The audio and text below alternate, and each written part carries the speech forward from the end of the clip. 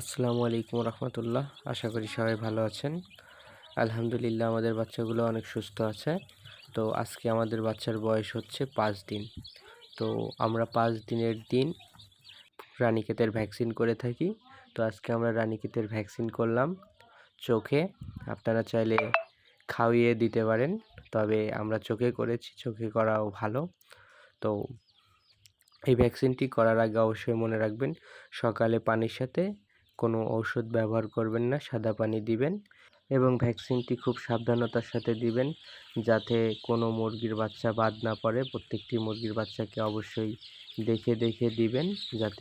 আর ভ্যাকসিনটি দেওয়া শেষ করেই আমরা পানির সঙ্গে লাইসোভিট ব্যবহার করেছি। আপনারা চাইলে আপনাদের চিকিৎসকের পরামর্শে অন্য যে কোনো ঔষধ ব্যবহার করতে পারেন। তো আজ এই পর্যন্তই। আগামী ভিডিওটি দেখতে অবশ্যই আমাদের চ্যানেলটি সাবস্ক্রাইব করতে ভুলবেন না। আর আমাদের ভিডিওটি ভালো লাগলে অবশ্যই লাইক, কমেন্ট, শেয়ার করবেন। সম্পূর্ণ ভিডিওটি দেখার জন্য অনেক অনেক ধন্যবাদ।